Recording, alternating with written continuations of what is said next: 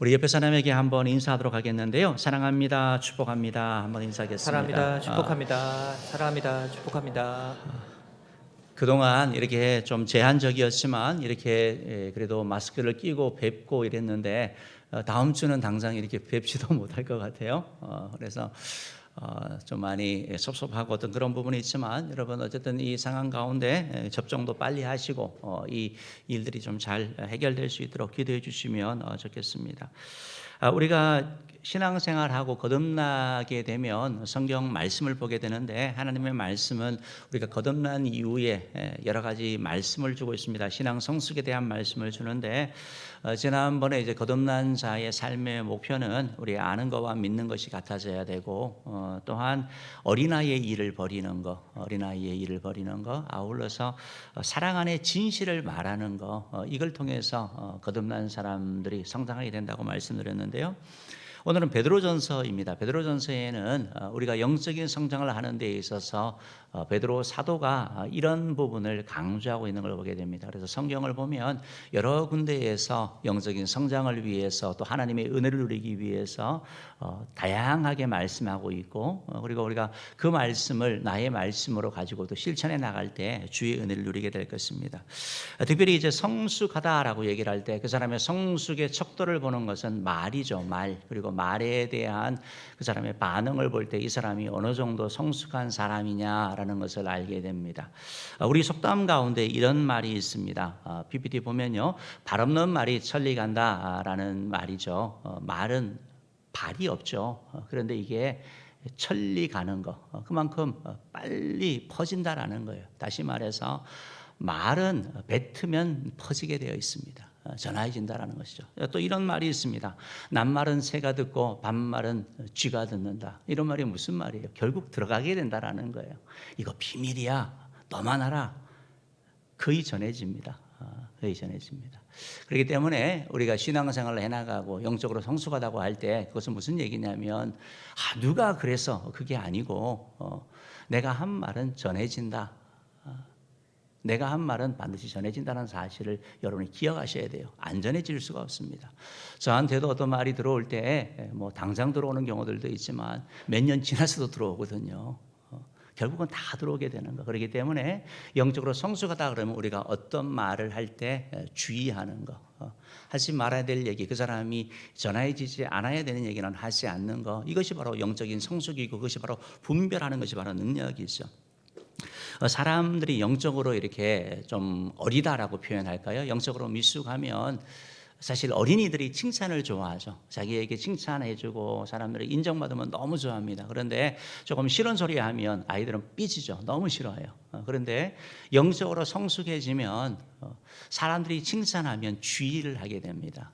그 칭찬이 우리를 교만하게 하고 우리를 넘어뜨리게 하기 때문에 칭찬을 들으면 주의하게 되고 오히려 나에 대하여 좀 이렇게 건의를 하고 좋지 않은 그런 얘기를 할 때 어떻게 보면 성장할 수 있는 기회거든요.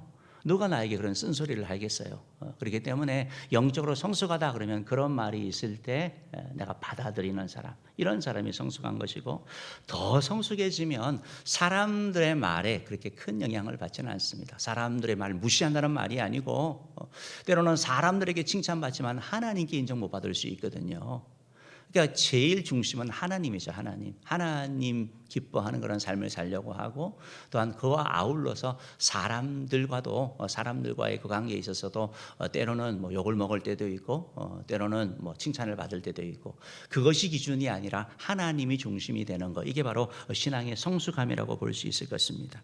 오늘 성경을 통해 가지고 이제 영적 성장을 이루려면 이런 제목으로 말씀을 전하기를 원하는데 그러면 우리가 이렇게 영적으로 좀 성장하려면 어떻게 해야 되는지 세 가지를 말씀드리기 원합니다. 첫 번째로 영적 성장을 이루려면 첫째 나의 영적 상태를 알아야 됩니다.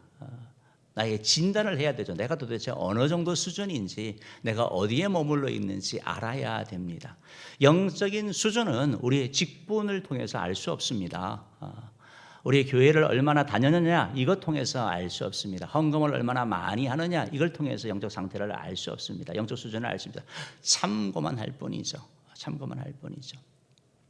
우리 아이들이 지금 뭐 기말고사 이렇게 다 본 거로 알고 있는데 아이들이 학교에서 시험을 보는 이유가 뭡니까? 시험을 보면 분명히 다 안다 그랬는데 가보면 모르는 게 많거든요. 분명히 다 안다 그래 시험 보기 전에는. 근데 시험 봐보면 점수가 안 나옵니다. 모르는 거거든요. 사실은 그게 대충 아는 거거든요. 사실은 그런 일들을 해서 테스트를 하게 되면 그 다음 단계가 뭡니까? 그러면 그래 내가 이런 부분이 부족하니까 더 공부해야지. 이게 정상적인 반응이죠. 근데 안 좋은 반응은 뭐죠? 에이 난 어차피 해도 안 돼. 자포자기하는 거. 그건 정말 좋지 않은 거죠. 영적인 우리가 진단을 해서 내가 어느 정도에 있는지 그것을 보고 우리가 거기서부터 출발점이 되는 거. 이게 너무 중요한 거예요.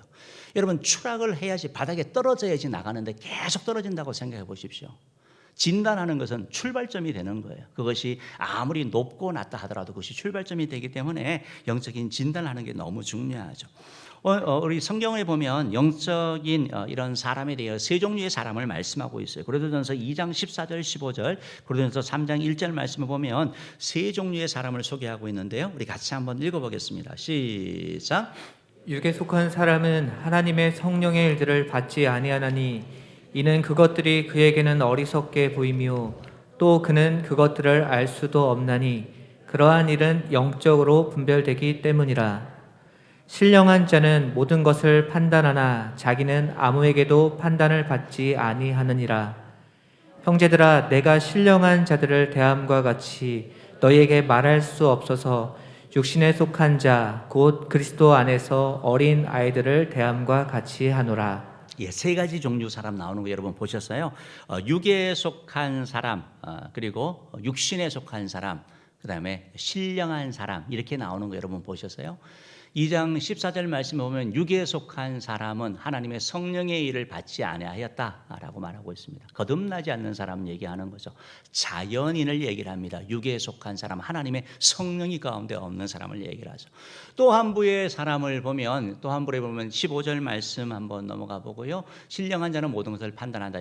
3장 1절 말씀 보면 더 잘 알겠네요. 3장 1절 말씀 보면 내가 신령한 자들을 대하는 것처럼, 그러니까 이 말은 무슨 말이에요? 신령한 것인데 좀 영적으로 성숙하다 이런 의미가 있는 거겠죠. 너희에게 말할 수 없어서 육신에 속한 자 곧 그리스도 안에서 어린아이를 대함같이. 즉 다시 말씀드리면 육신에 속한 자는 거듭났는데 어린이다, 애기다라는 거예요. 갓난애라는 거예요. 그래서 사도 바울이 고린도 교인들에게 얘기를 하면서 너희들이 뭐 신앙 연수 자랑하고 뭐 자랑하는데 사실은 너희들이 그것이 신령한 것처럼 보이지만 그거 아니야. 너희들에게 소화할 수 있는 그런 말밖에 못해. 너희들은 영적인 어린이야. 육신에 속한 자, 꼭 그리스도 안에서 어린이다라고 말씀하고 있는 걸 보게 됩니다. 성경에 보면 세 종류의 사람, 즉 육에 속한 사람, 육신에 속한 사람, 신령한 사람 이렇게 나오는데 이제 우리가 어디에 속해 있는지 우리가 살펴볼 필요가 있는 거죠. PPT를 한번 주시면 PPT를 보시면 이게 있습니다. 이 사형리라는 전도지를 보면 이런 내용이 나오죠. 이런 내용이 나오는데 이게 뭐냐면 처음 그림을 보면 의자가 있고요. 의자 위에 내가 있습니다. 그리고 원은 내 삶의 영역을 얘기를 하는 것입니다. 십자가는 내 삶과 아무 관련이 없는 사람입니다. 즉 육에 속한 사람, 자연인을 얘기를 하는 거죠. 이 사람들에게 필요한 것은 복음이 필요합니다. 거듭남이 필요하죠.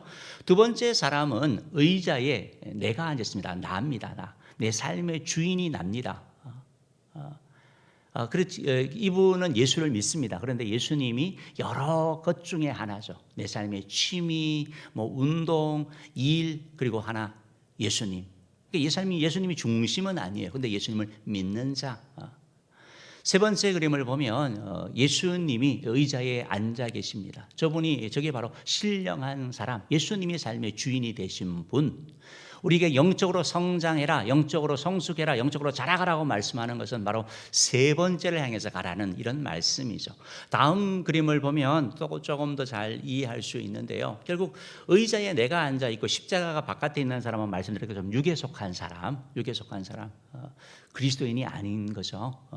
그리고 가운데에 십자가가 있고 내가 예수님 십자가 밑에 있습니다. 십자가 앞에 무릎 꿇어서 주님의 지도와 주님의 인도를 받습니다. 그래서 삶이 질서가 잡혔습니다. 질서가. 이것이 바로 신령한 사람, 성령의 사람으로 표현할 수 있는 것이고, 세 번째가 바로 거듭났으나 어린이 같은 존재, 육신에 속한 사람. 그래서 막 들쑥날쑥하는 겁니다. 내가 삶의 주인이 되는 것을 얘기하는 거죠. 다음 그림도 보면 더 잘 나와 있습니다. 결국 우리 신앙인들은 예수 믿는 사람은 육에 속한 사람은 아닙니다. 이제 거듭났기 때문에. 그러면 우리의 단계가 뭐냐? 영적인 어른이냐, 영적인 애기냐, 아기가 아니라 애기라고 제가 했어요. 애기냐. 이게 단순히 두 개가 아니라 이 사이에 엄청난 단계가 있는 거죠. 마치 아이가 태어나서 갓난애에서 어린이가 되고 청소년이 되고 그리고 청년이 되고 장년이 되는 것처럼 그 속에 단계가 계속 있는 것입니다. 이 과정을 거쳐 나가는 것이죠. 그러면 영적인 어린이, 도대체 영적인 어린이의 특성이 뭐냐? 영적인 어린이는 어떤 걸 하느냐라는 걸 보는데요. 영적인 아이의 특성이 있습니다. 에베소서 4장 14절 말씀 한번 읽어볼까요? 한번 읽어봅시다. 시작. 이는 우리가 이제부터 어린아이가 되지 아니하여 사람의 속임수와 간사한 유혹에 빠져 온갖 교훈의 풍조에 밀려 요동하지 않게 하려 함이라. 영적인 어린이의 특징이 뭐냐면 요동하는 거예요. 요동하는 거, 흔들리는 거예요. 영적인 성숙의 반대는 그럼 뭘까요? 흔들리지 않는 거, 견고한 거. 다시 말해서 흔들린다라는 건, 요동한다라는 것은 뿌리가 약한 거죠. 중심이 없는 거죠. 중심이 없는 거죠. 여러분, 나무가 큰 열매를 맺고 크게 자라기 위해서는 중요한 게 보이지 않는 뿌리입니다. 보이지 않는 뿌리입니다. 뿌리가 견고하면 뿌리 깊은 나무, 바람에 아니멜세, 우리 그런 용비어천가 있잖아요. 뿌리가 깊어야지 자라날 수 있는 거죠. 결국 요동한다라는 건, 영적인 아이라는 것은 말씀의 뿌리가 너무 약한 거예요. 견고하지 않는 것입니다. 그리고 안정감이 없는 거예요. 왔다 갔다 하는 거예요. 그래서 누가 무슨 말하면 거기에 쏠리는 거죠. 세상 풍조, 세상 유행을 따라가는 거예요. 쾌락을 따라가고 취미를 따라가는 그런 삶을 사는 거. 그러니까 안정감이 없어요. 흔들리는 거. 이게 바로 영적인 어린이의 이러한 모습인 것이죠. 그러면 이런 영적인 아이가 이렇게 흔들린다고 하면, 그러면 영적으로 어른이, 영적인 어른은 어떻게 되느냐? 성령의 사람은 어떠냐? 영적으로 흔들리지 않는 견고한 사람이 되는 거죠. 성실한 사람 되는 거예요. 영적으로 성숙하다는 게 뭡니까? 비가 오나 눈이 오나 어떤 상황에 없이 성실하게 꾸준히 해나가는 거. 이게 바로 영적인 성숙함입니다. 들쑥날쑥하지 않는 거. 이걸 통해 가지고 우리가 잘한다라는 것을 알 수 있는 것이죠. 또한 영적인 아이의 특징은 지나치게 경쟁하려고 합니다. 그러니까 경쟁을 하는데, 경쟁은 선의의 경쟁은 필요하죠. 그런데 선의의 경쟁이 아니라 다른 사람보다 내가 더 잘하려고 합니다. 김 집사보다 내가 더 잘하려고. 어떤 그룹에서 뭘 해서 자꾸 경쟁을 해서 자기가 칭찬받고 인정을 받으려고 하는 거. 결국 자기 자신의 모습이 아니고 자꾸 자기가 뭘 한 것 때문에, 행위 때문에 사람에게 인정받으려고 하는 거. 영적인 성숙은 뭡니까? 하나님께 인정받으려고 하는 거예요. 하나님께 인정받는 거. 내가 한 거를 이렇게 하는 게 아니고, 내가 막 자꾸 경쟁하고 넘어뜨리는 게 아니고, 바로 하나님 앞에 인정받으려고 하는 거고, 그러다 보니까 경쟁하는 게 아니라 뭘 합니까? 섬기는 걸 하는 거거든요. 영적인 성숙한 사람의 경쟁 상대는 옆에 있는 김 집사도 아니고 박 집사도 아니고 김 권사도 아니에요.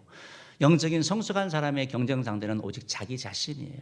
내 자신을 예수님을 기준으로 해가지고 예수님처럼 만들어 가려고 하는 거죠. 내가 성화의 과정을 거치는 것이죠. 하나님께서 나에게 5달란트를 주시고 저 김 집사님에게는 2달란트를 주셨는데, 내가 5달란트를 받았는데 내가 조금 더 잘해요. 나는 한 3달란트 정도를 해요. 김 집사님은 2달란트 몫을 해요. 내가 더 잘하는 거죠, 내 관점에서는요. 근데 하나님 관점에서는요, 아니거든요.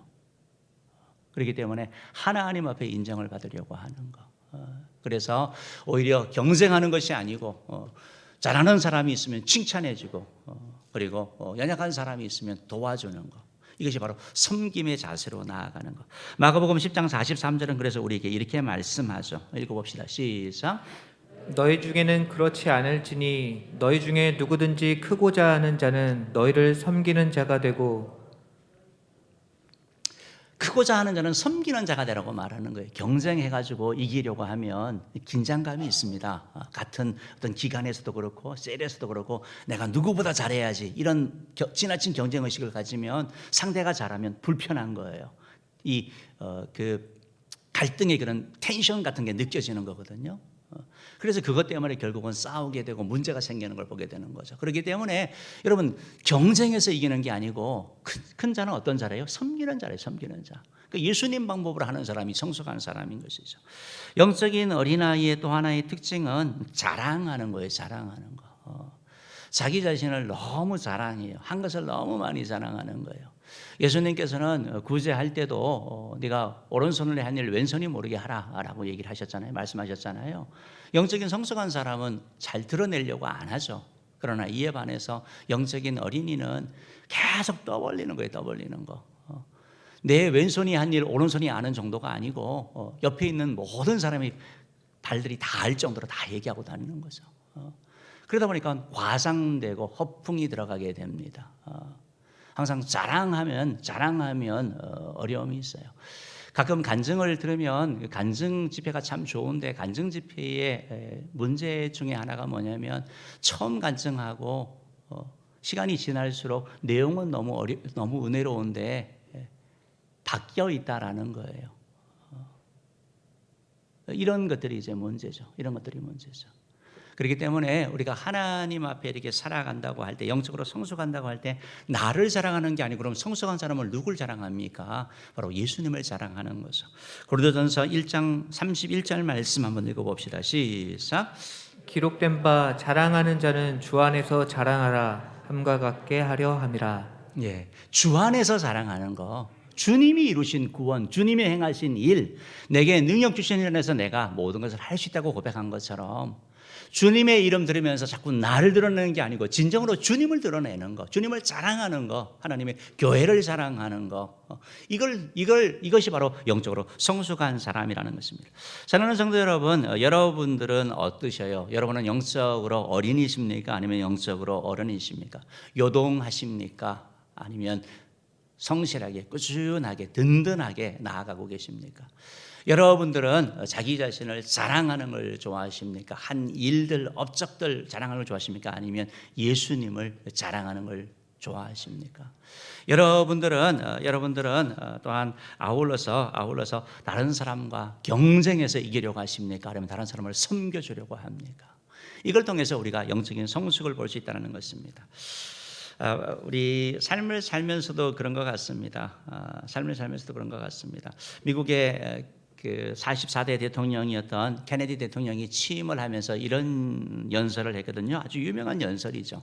우리 한번 읽어봅시다. 같이 읽어봅시다. 저는 시작.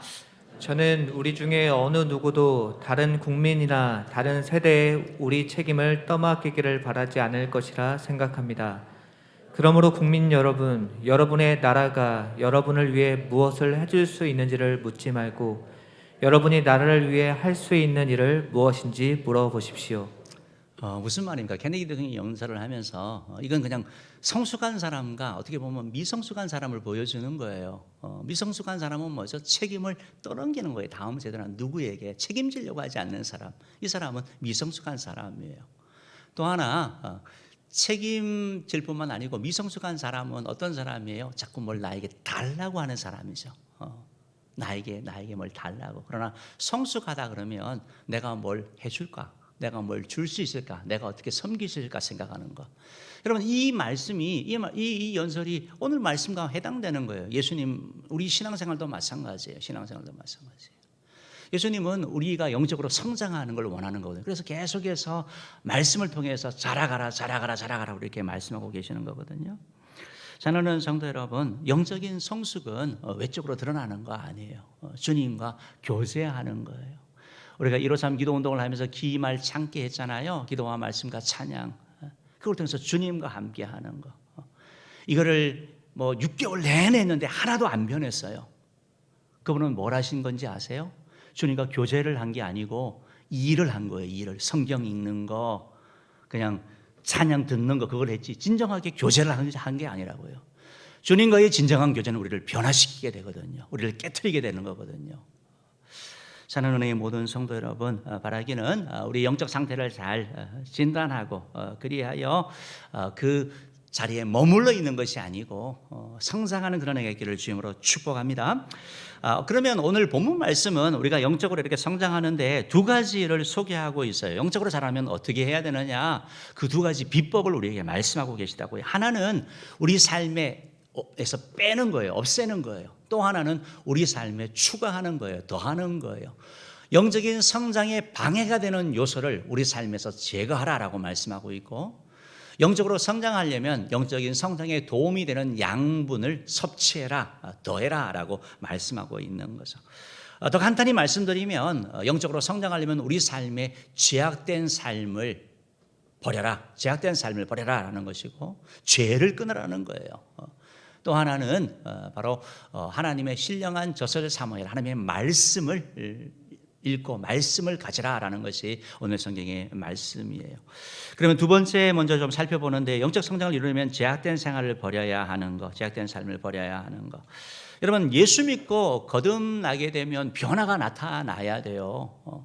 완벽한 변화는 아니지만 어느 정도의 변화는 나타나는 거예요. 왜냐하면 생명이 그 가운데 들어갔기 때문에. 그런데 우리의 모든 죄를 사하여 주신 예수 그리스도의 그 은혜를 경험했는데 하나도 안 변했다, 똑같다. 그러면 뭘 점검해야 되죠? 내가 다시 거듭난 나를 그건 점검해 볼 필요가 있어요. 내 삶에, 내 마음에 아무 변화가 없어요. 예수님은 아무 영향력을 행사하지 못해요. 그건 예수 믿는 거 아니잖아요. 내가 순종을 못한다 하더라도 최소한 양심의 가책을 받고 찔림을 받고 뭘 하는 그 사람이 예수 믿는 사람이지, 예수님의 가르침과 모든 것들이 아무 상관이 없어요. 그 사람은 거듭난 사람이 아닐 수 있는 거죠. 오늘 성경은 영적으로 성장하기 위해서 그리하여 우리 삶에 이런 죄를 버리라고 말씀하고 있습니다. 베드로전서 2장 1절 말씀 우리 한번 읽어보겠습니다. 읽어봅시다. 시작. 그러므로 모든 악독과 모든 기만과 외식과 시기와 모든 비방하는 말을 버리고, 모든 악독과 기만과 그리고 외식과 시기와 비방하는 말을 버리라. 그러므로라고 되어 있거든요. 그러므로, 이 그러므로 앞에가 뭐냐면 하나님의 말씀으로 거듭났다라고 얘기를 하고 있어요. 너희들 거듭났으니까 이제 성장하려면 이거 버려야 돼라고 말씀하고 있는 거죠. 여러분, 이 다섯 가지의 요소를 우리 삶 가운데 버리라고 얘기를 하고 있는 것입니다. 기만, 악독, 기만, 외식, 시기, 그리고 비방으로 이렇게 표현되어져 있어요. 여러분, 악독을 버려야지 우리가 영적으로 성장하는데, 여러분, 악독은 어떤 거냐면 그냥 악한데 좀 심하게 악한 거예요. 그 심하게 악한 게 어떻게 나타나면 용서하지 않는 그런 마음으로 나타나는 게 악독이에요. 그래서 어떤 사람을 용서해야 되는데 용서하지 않는 고집스러운 의지와 마음, 그래서 원망하는 거죠. 원망에 강한 마음이 있을 때 이렇게 악독의 마음으로 나타나는 거예요. 이런 악독의 마음은 사실은 우리 마음에 이 악독이 생기는 것은 거절감, 상처 때문에 생기는 거예요. 한 번의 상처가 아니고 반복된 상처라든지 아니면 큰 상처를 받게 되면 사람이 악해진다고 말하잖아요. 이처럼 악독이 우리 가운데 있게 되죠. 그리하여 이런 삶을 나타내게 되는 것입니다. 그런데 이런 악독은 우리 신앙생활에 전혀 도움되지도 않고 또 예수 믿는데도 도움되지 않습니다. 그리고 이 악독은 다른 사람에 대한 분노, 다른 사람에 대한 악함으로만 끝나는 게 아니고 이 악독은 나를 파괴해요. 내 마음에 있는 기쁨, 즐거움, 평안, 주님이 주신 은혜를 파괴하는 것, 이게 바로 악독이기 때문에 우리가 이 악독을 버릴 때 우리가 성장하게 된다는 것입니다. 오늘 성경에 또 보면 또 버릴 것이 바로 모든 기만으로 표현되어 있는데, 기만으로 표현되어 있습니다. 과거 성경은 괴휼이라고 표현되어 있는데 괴휼이 사실은 더 좋은 그런 표현인 것 같습니다. 괴휼이나 기만이나 그 의미는 뭐냐면 속이는 걸 말하는 거예요. 속이는 것. 즉 나의 유익과 나의 이득을 위해서 다른 사람을 속이거나 거짓말하는 행위를 괴휼이라고 표현합니다. 그러니까 참이 아닌 거짓을 말하는 거죠. 거짓이 입에 밴 걸 얘기를 하는 겁니다. 여러분, 남을 속이는 거, 이게 바로 기만하는 거거든요. 기만하는 거. 우리나라의 이런 범죄 가운데 OECD 국가를 통틀어 가지고 인구 대비 제일 많이 일어나는 범죄 중에 하나가 뭔지 아세요? 기만과 관련된 범죄예요. 그건 바로 사기예요. 사기. PPT 한번 줘보세요. PPT 한번 줘보세요. 10년간 지역법 범죄 발생 추이를 이렇게 보시면 여러분 사기가 2008년에는 이렇게 많지는 않았어요. 많았지만 적은 건 아니에요. 20만이니까 상당히 많은 거죠. 여러 범죄 중에서 폭력, 사기, 절도가 많은데 압도적이죠. 그런데 사기가 점점 이렇게 많아지게 되는 거 보게 되죠. 많아지는 걸 보게 되는 거죠. 여러분 사기는 절실한 사람을 속이는 거거든요. 어려운 사람을 속이는 거예요. 코로나 상황이나 이런 경제적으로 어려워지면 사기당하는 사람이 훨씬 더 많아집니다. 왜냐하면 길이 보이지 않기 때문에 투자를 유치하는 거죠. 저도 뭐 이런 저에게 전화도 가끔 그렇게 와요. 그래서 아니 내 번호를 어떻게 알까 궁금하기는 한데 그래 투자하라는 거예요. 투자 너무 좋은 데가 있다고 투자하면 뭐 20% 30% 번다는 거죠. 제가 귀가 얇질 않아서 잘 안 듣거든요. 근데 정말 뭐 말을 잘해요. 말을 잘해요. 근데 생각을 해보시라고요. 아니 그 사람이 20% 30% 버는데 그걸 나한테 왜 알려줘요? 그것이 사실이면 자기 친척 다 할 거고 빚을 내서라도 하지. 아니 돈 1억을 넣으면 2천 3천을 버는데 그걸 나한테 왜 알려주겠어요? 상식적으로 생각을 하라. 이성적으로 생각을 하라고요. 근데 절실하면 그 말에 혹하는 거예요. 사람은요. 이런 사기 이런 것들이 괴율, 기만 이런 것들이 우리 모두에게 있다라는 거예요, 여러분. 오늘 말씀에 보면 이걸 버리라는 것이 이게 남의 얘기가 아니고 저와 여러분에게도 악독이 있고요, 속이는 그런 기만이 있는 거예요. 그러니까 이것을 버리라고 주님이 말씀하고 있는 것이죠. 세 번째로 외식을 버리래요. 외식 우리 잘 알잖아요. 외식은 겉과 속이 다른 걸 얘기를 하는 거죠. 예수님께서 바리새인과 서기관들을 책망하신 것들처럼 너희들이 겉으로 보기에는 종교생활하고 신앙생활하지만 사실은 너희 속은 하나님 사랑하는 것도 없고 너희 위선자들 아니냐라고 얘기를 하는 거죠. 마치 회칠한 무덤처럼. 회칠한 무덤이라는 것은 바깥에는 석회를 칠해가지고 하얘 깨끗해요. 그러나 그 속에는 시체가 썩어가는 거예요. 이 모습이 바로 외식하는 모습이라는 거예요. 여러분, 외식이라는 것은 또 한편 하나님의 말씀을 들으면서 이 말씀을 나에게 적용하는 거 아닌 게 외식이에요. 말씀을 가슴으로 듣지 않고 말씀을 머리로 듣는 거예요. 말씀을 들으면서 그 악도 그거 어떤 집사고 기만 누구지? 그 사람이 들어줘야 되는데. 여러분, 하나님의 말씀은 나를 위해 주신 거예요. 하나님의 말씀을 우리가 가슴으로 받는 거, 이거 사람은 외식하는 사람 아니에요.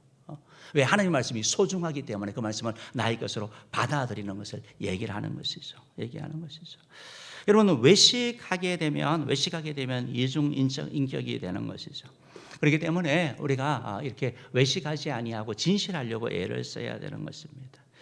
우리가 예수님을 닮아가려고 하잖아요. 신앙적으로 성장해 나가면서 예수님을 닮아가려고 예수님이 흉내내는 거, 그래서 예수님의 가르침대로 사랑을 실천하고 용서하는 거, 그걸 갖고 사람은 너 위선자야라고 말하지 않아요. 여러분, 위선자의 특징은 뭐예요? 이 위선이라는 단어는 연극이라는 단어에서 나오거든요. 가면을 쓰는 거예요. 가면을 쓰는 거. 즉 이랬다 저랬다 하는데 전혀 바뀔 마음이 없어요. 그런데 우리가 신앙생활을 해나가면서 우리가 예수님 닮기 원합니다 하면서 그렇게 하려고 하지만 못할 때 있는 거잖아요. 그 뭐가 차이가 나는 거예요? 우리에는 마음이 있는 거예요. 중심이 있는 거예요. 닮으려고 하는 그런 핵심이 있다는 거예요. 이게 차이점이라는 거예요. 그래서 우리의 문제는 뭐냐면 외식은 마음이 없는 걸 얘기를 하는 거예요. 우리는 넘어지고 쓰러질 때 주님 내가 이렇게 연약합니다라고 고백하면서 가는 것이지 스스로를 향해서 넌 역시 위선자야 마귀는 그렇게 얘기를 하겠죠. 그러나 신앙적으로 얘기했을 때 외식은 그런 것이 아니다라는 것을 기억하시고 계속해서 진실하게 되기 위해서 우리가 노력해 나가는 거죠. 여러분, 뭐 시기하는 것, 질투하는 것 이런 것들, 시기는 남의 것을 내가 가지려고 하는 마음이거든요. 이런 것들이 결국 우리 가운데 있고 이런 것들이 문제를 일으킨다라는 것이죠. 시기하는 그런 감정이 있는 거, 아니 어떻게 보면 악독과 기만과 외식과 시기와 비방하는 것이 나에게 있다라는 거 인정하는 거. 인정할 때 우리가 출발할 수 있어요. 인정할 때 우리가 새로워질 수 있는 것이죠. 비방하는 거, 이거 비방은 뭐 사단의 성품에서 나온 것이고 다른 사람을 인격을 공격하는 거, 인격을 파괴하는 그러한 것이죠. 과장하고 헐뜯고 중상하는 거, 마귀가 주로 하는 일들 하는 것이죠. 사랑하는 성도 여러분, 영적으로 성장하려면 이런 우리 속에 있는 이런 악독과 기만과 또 외식과 시기와 비방하는 이런 것들을 버리라는 말씀이 무슨 말이냐면 제거하라는 거예요. 제거하는 거. 나에게 있는 거 없애라고 말씀하고 있습니다. 여러분, 사단이 하는 일이 두 가지가 있습니다. 아까 전에 우리가 세 가지 그림 봤지만 제일 먼저 하는 일이 뭐냐면 예수 못 믿게 하는 거예요. 그냥 육적인 삶을 살게 하는 거예요. 거듭나지 못하게 하는 거, 복음에 반응하지 못하게 하는 거. 두 번째는 거듭났는데 영적인 애기의 상태, 영적인 갓난이 상태, 육적인 존재로 머물게 하는 거예요. 그래서 하나님이 주기 원하시는 풍성한 삶을 누리지도 못하고 기쁨, 즐거움, 평안을 맛보지 못하게 하는 거. 이게 바로 마귀가 하는 일이라는 것입니다. 그렇기 때문에 우리가 잘 기억해서 이런 부분들을 우리가 헤쳐나갈 필요가 있는 것이죠. 요한복음 8장 32절은 우리에게 이렇게 말씀하고 있습니다. 한번 읽어보겠습니다. 시작. 진리를 알지니 진리가 너희를 자유롭게 하리라. 여러분, 진리가 우리를 자유케 하는 거예요. 그러면 이런 죄의 모습을 제거하는데 성경은 우리에게 죄와 싸워서 이기라고 말씀하는데 우리 힘, 우리 능력으로 싸우라고 말한 적 없습니다. 성경 말씀은 뭐냐면 예수님께서 이미 마귀의 권세를 파하셨기 때문에 그 주님과 함께 싸워서 이기라고 말하고 있는 거죠. 내 힘, 내 능력이 아니라 주님의 도움을 입어서 죄의 세력을 무너뜨리라고 얘기를 하는 겁니다. 우리의 윤리적인 어떤 그런 삶을 얘기를 하는 게 아니에요. 그 삶 이전에 바로 주님을 의지하는 것, 주님을 바라보는 것, 이거를 말씀하고 있다라는 것입니다. 여러분, 찬양 가운데 이런 찬양이 있습니다. 주여 진실하게 하소서. 오늘 하루하루 순간을 주가 주신 힘으로 승리하기 원하네. 주여 나를 진실하게 하소서. 주여 나를 사랑하게 하소서. 오늘 하루하루 순간을 주가 주신 힘으로 사랑하기 원하네. 주여 나를 사랑하게 하소서. 주여 정직하게 하소서. 주여 진실하게 하소서. 가사는 바꿔서 계속 찬양할 수 있는 거거든요. 근데 무슨 힘이요? 주가 주신 힘으로. 주님이 바로 이 힘을 가지고 우리에게 주시겠다고 말씀하시고 우리 삶 가운데 승리를 주신다고 말씀하고 있습니다. 사랑하는 성도 여러분, 영적인 성장을 이루려면 제약된 생활을 버려야 합니다. 제약된 삶, 즉 어린이에 있는 삶이, 영적인 갓난이의 삶이 이런 삶이에요. 악독과 계율과 외식과 시기와 비방하는 그러한 삶이에요. 영적인 어린이는 자기 자신을 중심으로 하는 거죠. 하나님 말씀보다 내 생각이 우선하는 것이죠. 사랑하는 성도 여러분, 여러분들의 삶은 어떻습니까? 여러분들에게 삶 가운데 무엇이 가장 큰 영향력을 행사하고 있습니까? 어떤 것이 여러분의 신앙 성장에 있어서, 신앙생활 하는 데 있어서, 하나님의 말씀에 순종하는 데 있어서 가장 큰 장애물이 됩니까? 악독, 기만, 외식, 시기, 비방, 그것이 무엇이 됐든지 그것을 우리가 삶 가운데 제거해 나갈 때 우리가 성장해 나간다는 것입니다. 바라기는 은혜 모든 성도님들께서 이러한 악독을 제거함으로 말미암아 영적인 성장을 맛보는 은혜가 있기를 주님으로 축원합니다. 마지막 세 번째로 영적으로 성장하려면 그러면 어떻게 해야 되느냐? 오늘 본문 말씀 따라합니다. 신령한 젖을 사모해야 합니다. 사모해야 합니다. 여러분, 하나님의 말씀, 결국 우리 삶 가운데 제거하고 난 다음에 하나님의 말씀이 신령한 젖이 우리 가운데 들어와야 된다라고 말씀하고 있어요. 오늘 성경 베드로전서 2장 2절 말씀 한번 읽어보겠습니다. 한번 읽어봅니다. 시작. 갓난 아기들 같이 순전하고 신령한 젖을 사모하라. 이는 그로 말미암아 너희로 구원에 이르도록 자라게 하려 함이라. 2장 2절 말씀 너무 중요한 말씀인데요. 우리로 구원에 이르도록 자라게 한다. 이미 얻은 구원이 아니고 장차 예수 그리스도 오실 때 오는 그런 영화의 단계, 그 단계에 이르기까지 우리가 이 땅 가운데 해야 되는 게 성화라고 말씀드렸잖아요. 그래서 우리가 그런 구원이 이르기까지 우리가 싸워야 되는 것을 말씀하고요. 이로 말미암아, 즉 순전하고 신령한 젖을 사모하면 우리가 자라게 된다라고 말씀하고 있는 거거든요. 성장할 것을 말씀하고 있습니다. 그러면서 오늘 베드로전서 2장 2절 말씀은 갓난 아기를 예를 들어요. 아마 아이를 이렇게 키워보신 분들은 알 거예요. 애가 이렇게 태어나면 아이가 가르쳐주지 않아도 젖을 빱니다. 젖을 빠는데 얼마나 막 이렇게 막 하잖아요. 그죠? 그 아이가 젖을 그렇게 사모하는 것처럼 우리에게 영적인 갓난아이, 영적으로 거듭났는데 순전하고 신령한 젖인 하나님의 말씀을 그렇게 사모하라고 말씀하고 있는 거야. 아이가 하는 것처럼 그래야지 자라야 된다. 우리의 말씀에 대한 태도를 우리 가운데 지적하고 있는 거예요. 다윗이 고백하는 것처럼 사슴이 시냇물을 찾기에 갈급한 같이 내 영혼이 주를 찾기에 갈급합니다 라는 말씀처럼 하나님의 말씀, 하나님 그분에 대하여 사모하는 마음으로 나아갈 때 우리가 성장하고 자라게 된다는 것을 말씀하고 있는 것이죠. 요한계시록 1장 3절 말씀은 말씀에 대하여 이렇게 말씀하고 있습니다. 읽어봅시다. 시작. 이 예언의 말씀을 읽는 자와 듣는 자와 그 가운데 기록한 것을 지키는 자는 복이 있나니 때가 가까움이라. 예, 말씀을 읽는 자와 말씀을 듣는 자, 말씀을 지키는 자, 행하는 자. 여러분, 말씀을 통해 가지고 우리가 성장하게 되는 거예요.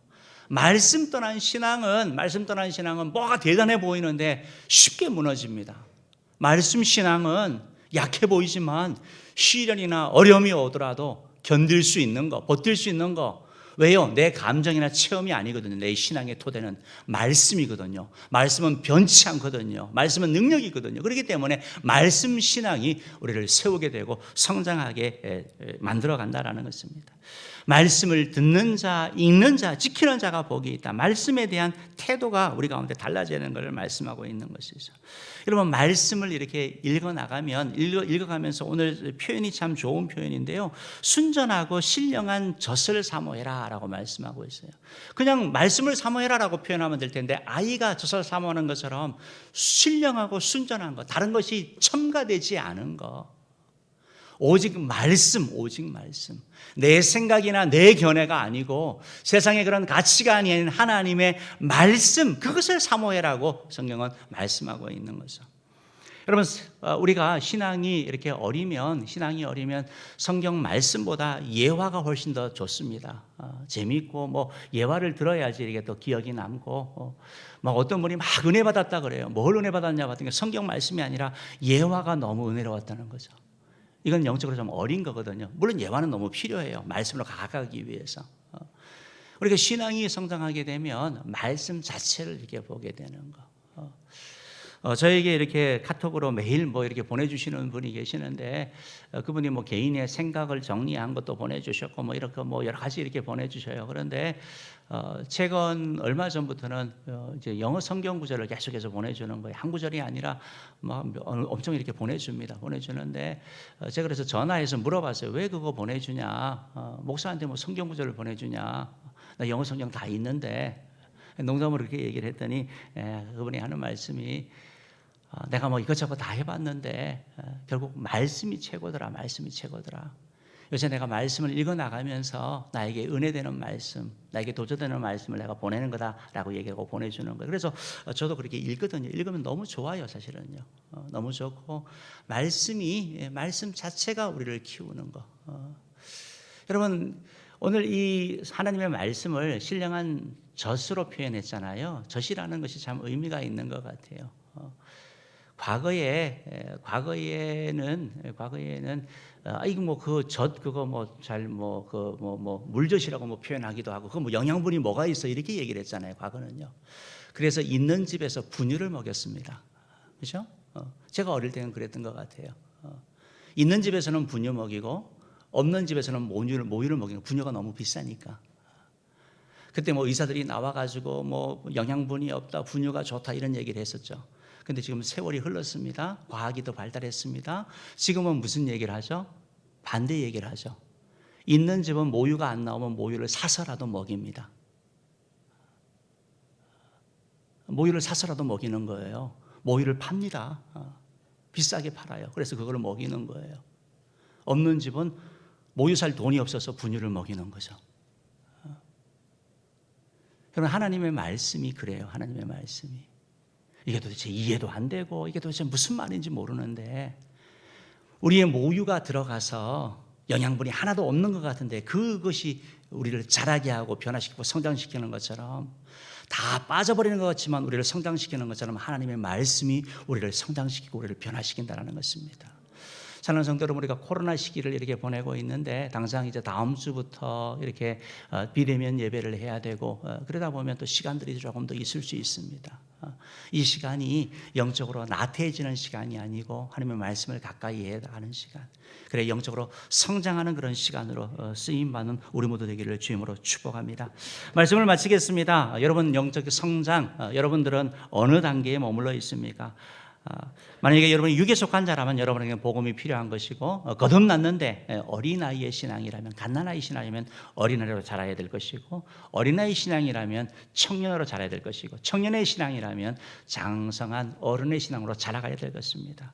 여러분 영적인 성장을 이루려면 내가 이루기 원한다 해서 되는 것이 아니고 행동을 해야 됩니다. 그것은 바로 죄를 멀리하는 것입니다. 내 삶에 있는 죄들, 내 몸에 습관이 된 죄악들, 악도, 기만, 외식, 시기, 비방, 우리 모두에게 이런 요소들은 다 있습니다. 이것들을 제거해 나갈 때 우리가 영적으로 성장하게 되는 것입니다. 아울러서 하나님의 말씀, 신령한 젖을 사모할 때 그 말씀을, 그 젖을 먹고 우리가 그 말씀을 가지고 소화해 나갈 때 그것이 우리를 변화시키고 예수님 닮은 자로 만들어갈 것입니다. 바라기는 은혜 모든 성도님들의 영적인 성장을 경험함으로 말미암아 주님 주기 원하시는 풍성한 삶도 누리고 또 주변 사람들에게 선한 영향을 행사하는 자 되기를 주님으로 축복합니다. 기도하도록 하겠습니다.